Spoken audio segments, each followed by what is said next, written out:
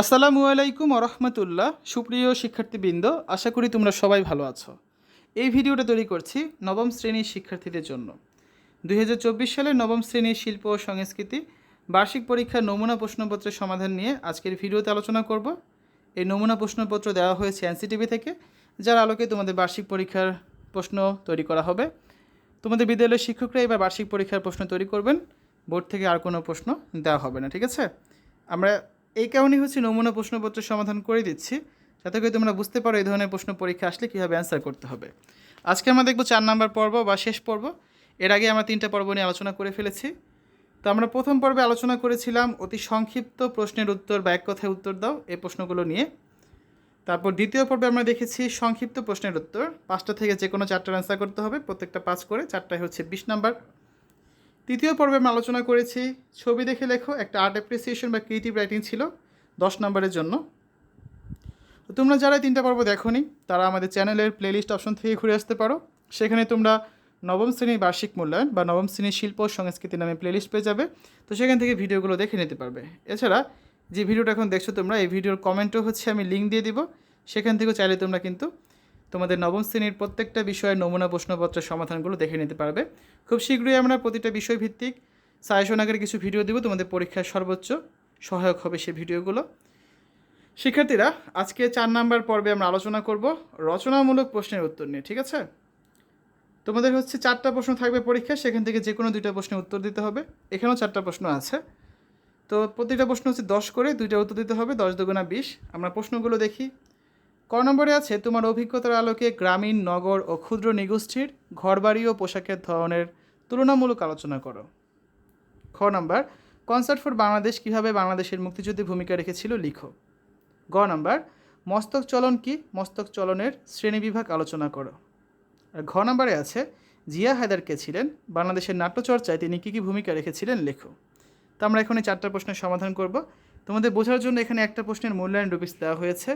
যেমন এই খ নাম্বার প্রশ্নটার ক্ষেত্রে, কনসার্ট ফর বাংলাদেশ কীভাবে বাংলাদেশের মুক্তিযুদ্ধে ভূমিকা রেখেছিল লিখো। তুমি যদি এখানে কনসার্ট ফর বাংলাদেশ কী তা লিখতে পারো তাহলে 3 পাবে।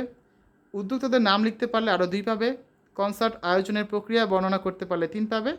আর সংগৃহীত অর্থ প্রদান সম্পর্কিত বর্ণনা দিলে আরও 2 পাবে। এই মোট 10 নাম্বার। এভাবে করে প্রত্যেকটা প্রশ্ন ভেঙে ভেঙে তোমাদের মূল্যায়ন করা হবে। চলো শিক্ষার্থীরা, আমরা এখন উত্তরে চলে যাই। ক নাম্বার প্রশ্ন ছিল, তোমার অভিজ্ঞতার আলোকে গ্রামীণ, নগর ও ক্ষুদ্র নিগোষ্ঠীর ঘরবাড়ি ও পোশাকের ধরনের তুলনামূলক আলোচনা করো। খুবই গুরুত্বপূর্ণ একটা প্রশ্ন, এই ধরনের প্রশ্ন পরীক্ষা আসার সম্ভাবনা অনেক। দেখো আমরা উত্তরে কী লিখতে পারি। বাংলাদেশের গ্রাম, শহর ও বিভিন্ন অঞ্চলে বিভিন্ন ধরনের সংস্কৃতি পরিলক্ষিত হয়। বাংলাদেশের গ্রামের বেশিরভাগ ঘরবাড়ি টিনের ও বাঁশের তৈরি। গ্রাম অঞ্চলে বাড়িঘরগুলো সাধারণত বাঁশ, ছন, কাঠ, টিন ইত্যাদি দিয়ে তৈরি থাকে। তবে বর্তমানে আধা পাকা পাকা বাড়িও তৈরি হচ্ছে। গ্রামে দোচালা ও চৌচালা ঘরের প্রাধান্য পরিলক্ষিত হয়। শোবার ঘরের পাশেই থাকে রান্নাঘর ও গোয়ালঘর। টয়লেট থাকে শোবার ঘর থেকে একটু দূরে। গ্রামে পুরুষেরা পাজামা, পাঞ্জাবি, লুঙ্গি, শার্ট, প্যান্ট, ধুতি ইত্যাদি পরিধান করে। মহিলারা শাড়ি, ব্লাউজ, সালোয়ার কামিজ পরিধান করে। নাগরিক জীবনের আবাসস্থল অনেকটা জাঁকজমকপূর্ণ হয়ে থাকে। শহরের অধিকাংশ বাড়িঘরই চাকচিক্যময়। নগরাঞ্চলে বয়সভেদে নারী পুরুষ সবাই রুচিসম্মত পোশাক পরিধান করে থাকে। নগরবাসীর পোশাক পরিচ্ছদে বৈচিত্র্য পরিলক্ষিত হয়। ক্ষুদ্র নিগোষ্ঠীর ঘরবাড়ি পোশাক পরিচ্ছদে স্বতন্ত্র বৈশিষ্ট্য পরিলক্ষিত হয়। নিচে গ্রামীণ, নগর ও ক্ষুদ্র নিগোষ্ঠীর ঘরবাড়ি ও পোশাকের ধরনের তুলনা ছকের মাধ্যমে দেখানো হলো। বিষয়বস্তু, তারপর গ্রামীণ সংস্কৃতি, নগর সংস্কৃতি এবং ক্ষুদ্র নিগোষ্ঠী সংস্কৃতি। তো ঘরবাড়ির ধরন, গ্রামীণে মাটির বাড়ি, টিন দিয়ে তৈরি আধা পাকা বাড়ি থাকে। নগরে বড় বড় বিল্ডিং থাকে। আর ক্ষুদ্র নিগোষ্ঠীদের মাচাং ঘর থাকে। পোশাকের ক্ষেত্রে গ্রামীণ লুঙ্গি, শাড়ি, ব্লাউজ ইত্যাদি। নগরে শার্ট, প্যান্ট, শাড়ি ইত্যাদি কামিজ। আর ক্ষুদ্র নিগোষ্ঠীতে ধুতি, পিনন, হাদি, শাড়ি, ব্লাউজ ইত্যাদি। তারপর আসো খাদ্যের ক্ষেত্রে, গ্রামীণে ভাত, মাছ, মাংস, শাকসবজি ইত্যাদি। নগরে পাউরুটি, মাছ, ভাত, মাংস ইত্যাদি। আর ক্ষুদ্র নিগোষ্ঠীর ক্ষেত্রে ছোট মাছ কলা পাতায় মুড়িয়ে আগুনে পুড়িয়ে তৈরি হিথপ্পা মাছ, কাঁকড়া, নাপ্পি বা শুটকি। তারপর ধর্মীয় বিশ্বাসের ক্ষেত্রে, গ্রামীণ ইসলাম ধর্ম, হিন্দু ধর্ম, খ্রিস্ট ধর্ম, বৌদ্ধ ধর্ম। শহরে ইসলাম ধর্ম, হিন্দু ধর্ম, খ্রিস্ট ধর্ম, বৌদ্ধ ধর্ম। আর ক্ষুদ্র নিগোষ্ঠীর ক্ষেত্রে বেশিরভাগই কি বৌদ্ধ ধর্ম। তারপর ধর্মীয় আচার অনুষ্ঠানের ক্ষেত্রে গ্রামীণ সংস্কৃতি ঈদে মিলাদুন্নবী, দুর্গাপূজা, সরস্বতী পূজা, মধু পূর্ণিমা, বুদ্ধ পূর্ণিমা, বড়দিন। আর নব সংস্কৃতি হচ্ছে আশুরা, ঈদুল ফিতর, ঈদুল আজহা, দুর্গাপূজা, কালী পূজা, বুদ্ধ পূর্ণিমা, মাঘী পূর্ণিমা, বড়দিন, ইস্টার সানডে। আর ক্ষুদ্র নৃগোষ্ঠীর ক্ষেত্রে বুদ্ধ পূর্ণিমা, মধু পূর্ণিমা, মাঘী পূর্ণিমা, কঠিন চিবরদান ইত্যাদি। তারপর হচ্ছে বর্ষবিদায় ও বর্ষবরণের ক্ষেত্রে গ্রামীণ সমাজে বিভিন্ন মেলার আয়োজন করা হয়, পান্তা ভাত ও ইলিশ মাছ খাওয়া হয়, নগরে ফানুস উড়ানো হয়, মঙ্গল শোভাযাত্রার আয়োজন করা হয়। আর ক্ষুদ্র নৃগোষ্ঠী সংস্কৃতিতে ফুল বিচু, মূল বিচু, গজ্জা পজ্জা দিন মেলার আয়োজন করা হয়। উৎসবের ক্ষেত্রে গ্রামীণ সমাজে বৈশাখী মেলা, নবান্ন উৎসব, নৌকা বাইচের আয়োজন করা হয়। নগরে হচ্ছে বাণিজ্য মেলা, বৈশাখী মেলা, বই মেলার আয়োজন করা হয়। আর ক্ষুদ্র নৃগোষ্ঠীদের ক্ষেত্রে বৈশাখী উৎসব, বিয়ে অনুষ্ঠান, খেলাধুলার আয়োজন করা হয়।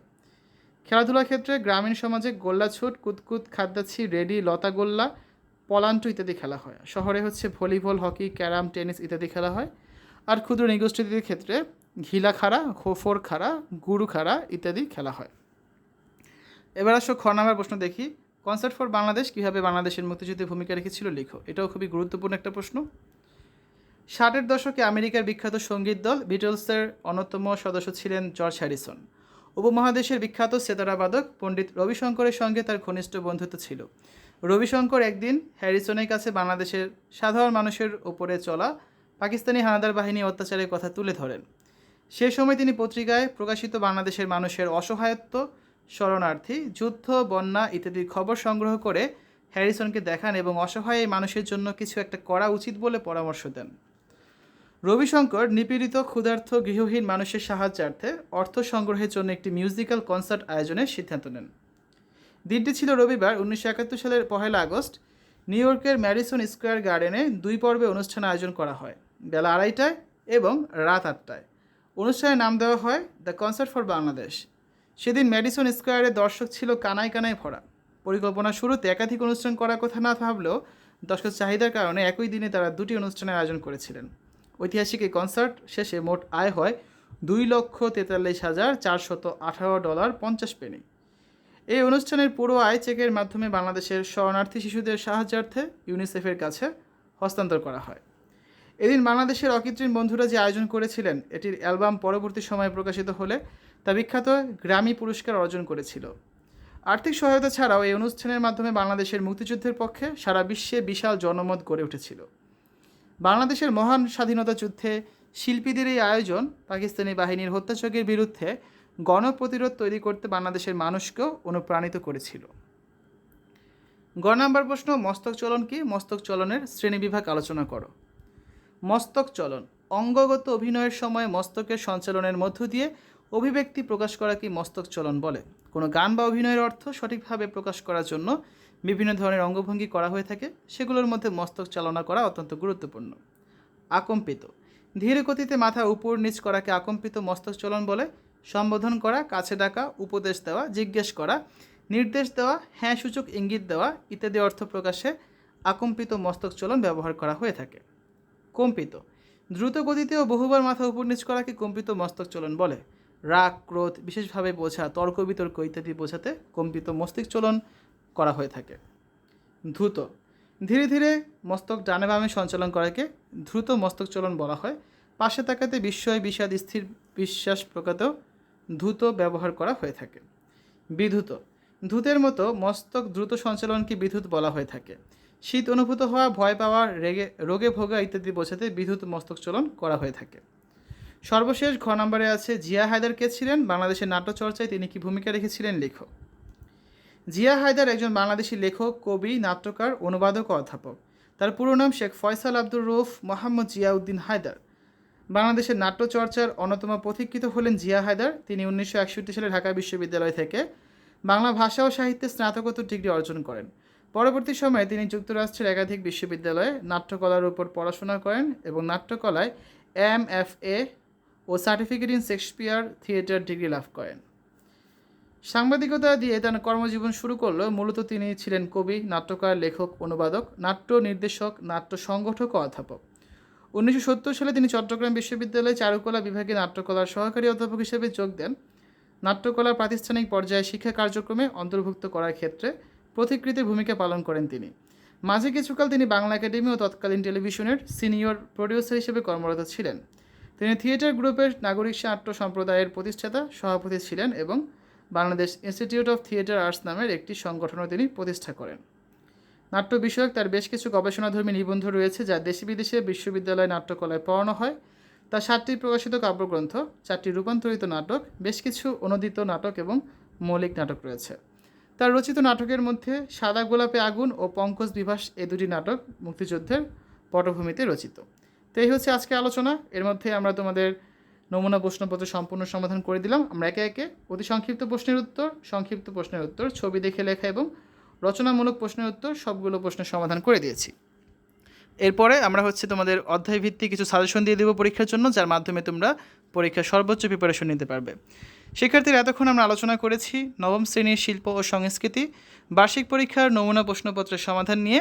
আশা করি এই ভিডিওটা তোমাদের কাছে ভালো লেগেছে।